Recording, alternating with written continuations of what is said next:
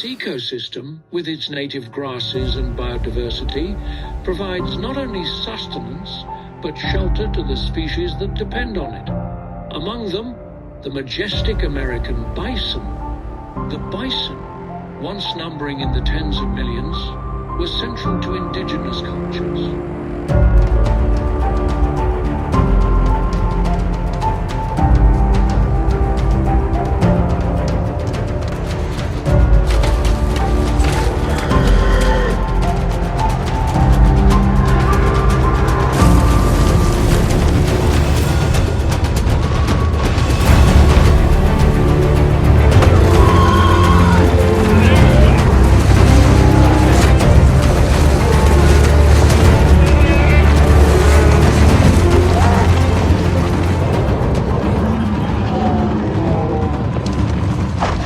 Peoples like the Ute, Arapaho, Sioux, and Cheyenne hunted bison sustainably, viewing them as sacred beings.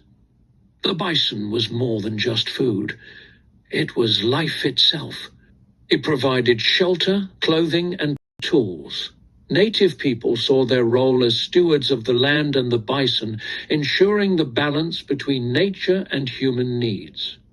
But the arrival of European settlers brought a devastating shift. During the 19th century, bison were hunted nearly to extinction. Not just for meat and hides, but as a strategic tool to weaken indigenous peoples by cutting off their food supply. Millions of bison were slaughtered in a matter of decades, driving the species and the cultures that depended on them to the brink of collapse.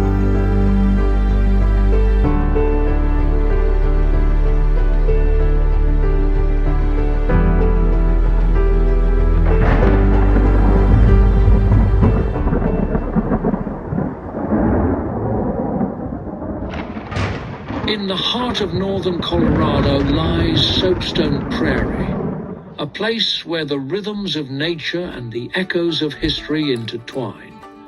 Vast, untouched, and teeming with life, this 22,000-acre natural area holds stories of the people, the wildlife, and the land itself. For millennia, prairies like Soapstone have been a lifeline for wildlife and human cultures alike.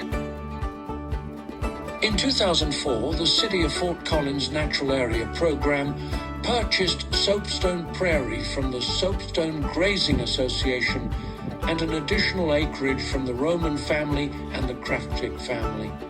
Then finally, in 2006, additional acres were leased to the City of Fort Collins from the State Land Board, creating the Soapstone Prairie we know today. Through land acquisitions by the City of Fort Collins, who now monitor the area for invasive weed outbreaks, Soapstone is supported by the Intertribal Buffalo Council, local conservationists such as Defenders of Wildlife, local farmers, as well as various other organizations, including Colorado State University. Once this land was under the control of the City of Fort Collins Natural Area Program, they were able to declare it a Natural Historic Landmark designating Lindenmeyer site. Soapstone Prairie has in addition been put under a management plan designed to help with species conservation, reintroduction, and maintain cultural significance. With help from these groups, Soapstone was able to become a haven for wildlife and a vital piece of northern Colorado's ecological puzzle.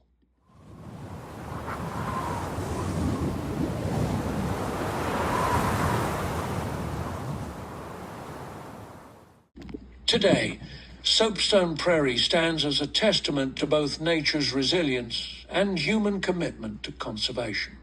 This natural area spans over 22,000 acres of protected grasslands, providing critical habitat for species like the black-footed ferret, pronghorn, and of course, bison.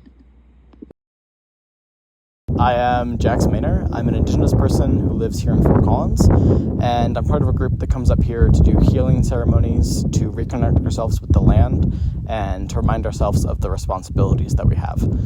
The bison are extremely important to us here and remind us of who we are and of our connections to each other and to the land that we live on.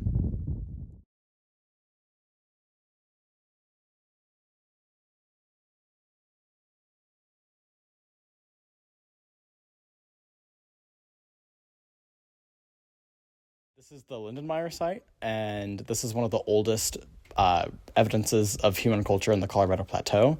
And it's extremely important to Indigenous people because it reminds us that we've been here for a very long time and that numerous amounts of groups and peoples and cultures have used this land and the resources it provides. At the heart of Soapstone lies the Lindenmeyer site, one of North America's most significant archaeological discoveries. This prehistoric site reveals traces of the Folsom people who lived here over 10,000 years ago. But like any natural area, Soapstone faces its own set of challenges.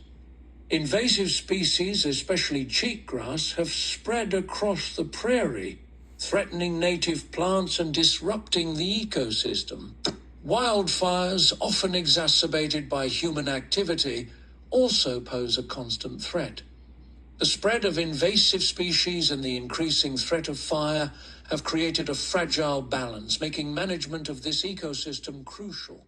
The city has also made strides in controlling invasive species, monitoring the spread of Class A, B, and C weeds, and involving volunteers in the restoration process. The future of Soapstone Prairie depends on the delicate balance between conservation and human activity. Thanks to careful management, the prairie remains largely free of major threats like invasive weeds and wildfires. But, as with any ecosystem, long-term vigilance is necessary, especially to keep up with the well-being of rare plant and fungi species present in the prairie. Some of these species include the Colorado butterfly plant and a fungus new to science, Sarcoptemys crocodilinus. It also supports a rich array of wildlife, including 130 species of birds, as well as elk, mule deer, badgers, pronghorn, black-tailed prairie dogs, swift foxes, and black-footed ferrets. Soapstone Prairie manages the focal threat of invasive weeds using several methods, including a large volunteer weed removal, intensive monitoring, and selective action based on the Colorado Noxious Weed Act govern management plans dictating how the prairie controls weeds, which involves monitoring the entire area for any outbreaks of weeds, and they evaluate whether or not it's effective treatment, where Class A weeds are then immediately removed. This threat has been managed extremely well due to successful management prior to the PA. The area is relatively weed-free. Along with the location's harsh growing conditions, it remains extremely native, and the management plans and acts have kept their track record clean of Class A invasives. This focal threat is in part being indirectly caused by nearby property owners not correctly adhering to the Noxious Weed Act, and is being underlyingly caused by lack of education and knowledge about noxious weeds management and spread has caused bad management practices like not checking for seeds and accidentally spreading them, not destroying them on your private property, and the general lack of knowledge on how big of a deal Class A, especially noxious weeds, are on the local ecosystem. If people understood this issue more, there would be much more mindfulness in limiting their spread. Because historically, as early as the mid-20th century, these invasives began to take root in disturbed areas, further displacing native species and transforming the landscape.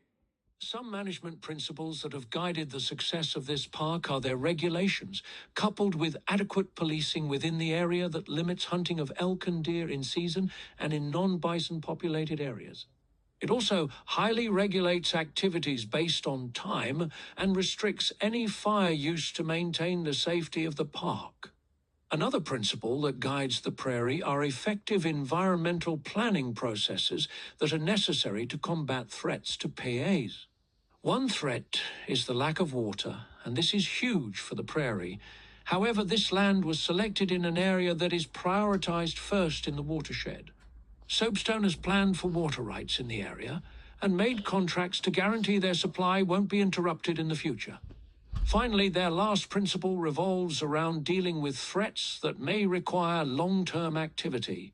This is important due to the fact that issues like invasive plant control are highly impactful on the ecosystem and will never truly be eliminated, so they need constant management to prevent spread. Soapstone Prairie is protected under a comprehensive management plan by the City of Fort Collins in partnership with groups like Defenders of Wildlife and Colorado State University, as well as the Intertribal Buffalo Council, who facilitate herd management. The plan focuses on species reintroduction, habitat restoration, and long-term conservation.